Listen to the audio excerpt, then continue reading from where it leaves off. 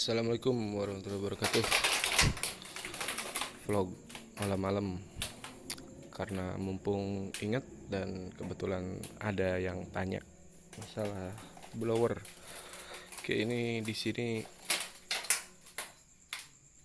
ini blower 50 inch, itu yang 30 inch. Jadi kira-kira segitu perbedaan ukurannya. Untuk bahan bodi ini galvalum. Kenapa galvalum? Supaya tahan dari karat dan jadinya lebih awet. Tentunya ini lebih ekonomis dibandingkan dengan bahan yang lain. Terus yang kedua, dari bahan rangkanya ini holo, besi holo ketebalan 1,2 mm. Setebal itu supaya bisa meredam getaran yang dihasilkan dari blower. Apalagi ini kan rata-rata kapasitas besar untuk penggunaan jangka panjang pula. Jadi emang ya harus bahan-bahan yang dipakai tuh harus HD, heavy duty, atau yang awet lah, kuat. Itu blower. Oh iya, ini bodi dan rangka, komponen utama ya. Kedua, ini impeller.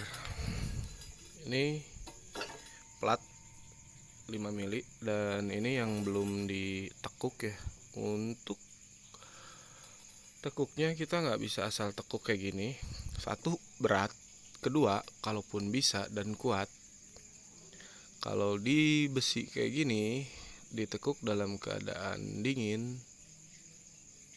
hasilnya jelek, pasti balik lagi ke awal. Biasanya untuk tekuk besi dipanaskan dulu. Nah, ini alat-alatnya. Ini blender, ini oksigen, itu LPG. Oke, ini keperluan buat tekuk plat yang tebal.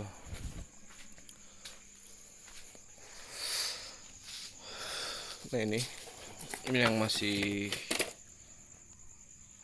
dalam proses pembuatan. Ini baru 2 tahap ya.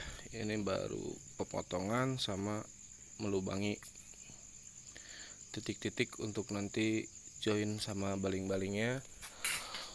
Terus yang berikutnya as yang dipakai harus lumayan besar tentunya. Bentar, aduh, habis ini asnya. Nah, ini as yang dipakai.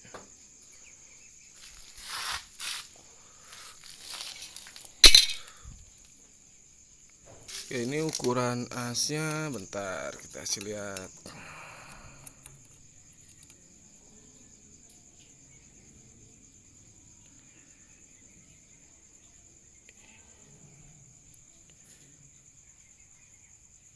Ini kurang lebih 25 mili. Yang ini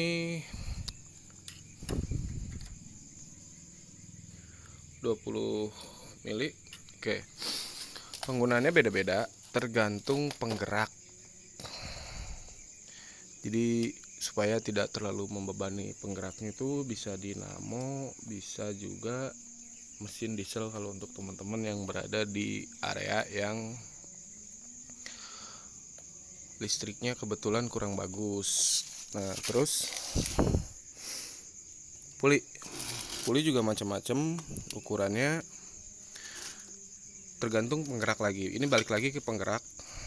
Jadi kalau semakin kuat penggeraknya, puli bisa kita kecilkan karena dia bisa menahan beban yang lebih besar. Kalau penggeraknya lebih besar dan lebih kuat gitu, otomatis puli bisa kita kecilkan. Nah, sebenarnya sih kalau hitung-hitungan puli, jadi antara kecepatan putaran terus memperhatikan kekuatan si penggerak, itu kuncinya.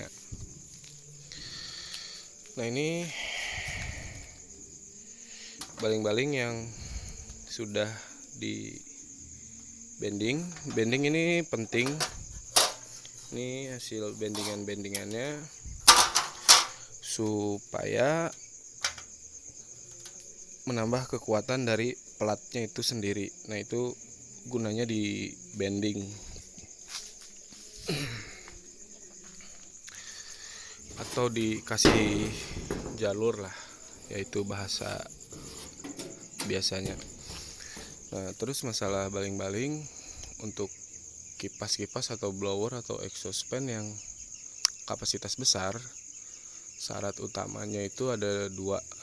Yang pertama itu harus dari bahan yang rigid, yang nggak mudah meleot.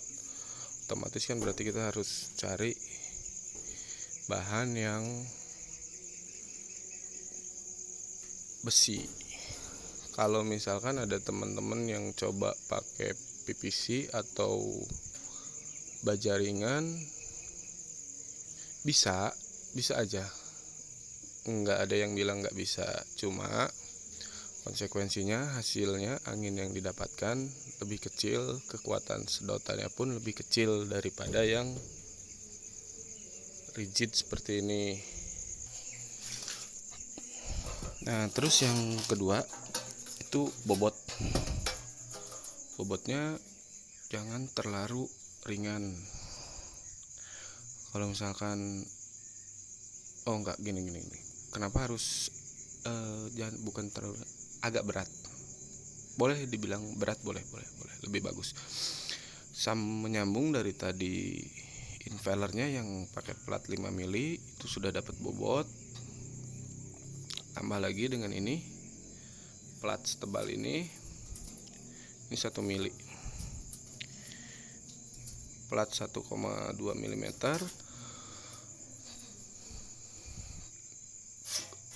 Kenapa harus berat gitu? Dan yang tadi rigid. Yang pertama, bahan yang tidak mudah meleot atau bahan yang rigid itu berguna ketika blower ini berputar. Pasti ada turbulensi dari udara itu yang disedot. Nah, kalau bahan yang gampang meleot, otomatis pasti terganggu dan mudah penyok, ya umurnya secara jangka panjang kurang bagus. Nah, terus yang kedua, kenapa harus ini punya bobot yang lumayan berat? Itu nanti efeknya supaya menghasilkan efek flywheel.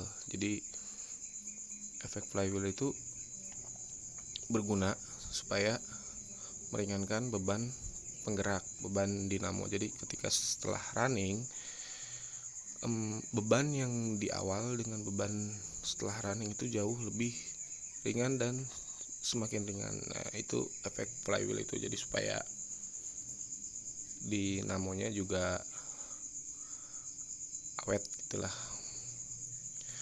Dan selama ini untuk baling-baling yang tipe ini belum ada kendala, sudah beberapa tahun pakai. Dulu ketika produksi di awal-awal itu, saking ingin menghematnya dan bersaing harga di pasaran, saya pun pernah memakai bahan yang cukup ringan. Impeller dari plastik, baling-baling dari galvalum atau baja ringan.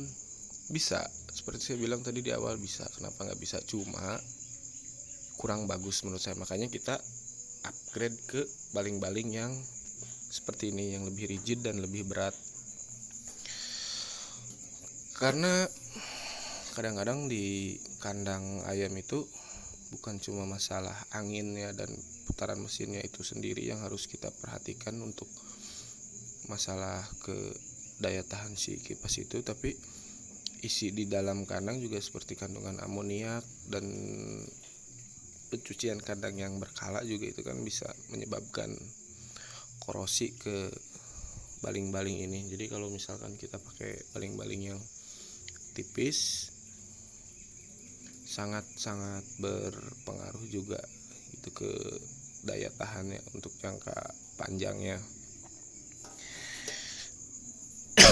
Oke, segitu dulu tentang blower atau exhaust fan kandang ayam close house. Jadi gitulah, sembari berjalan, sembari kalau ada ide gitu, kalau ada apa ya saya post gitu. Dan untuk video berikutnya mungkin nanti saya akan bahas ini masalah mesin tetas, terutama rak gesernya, dimana rak geser yang ini bisa ini bisa dibuka, jadi bisa disesuaikan dengan telur apa yang mau ditetaskan. Ini untuk ukuran lovebird, telur puyuh, ya telur burung lah. Tapi kalau kondisi dibuka seperti ini bisa buat telur ayam, telur entok. Oke, kayak gitu. Segitu dulu. Semoga bermanfaat vlognya. Assalamualaikum warahmatullahi wabarakatuh.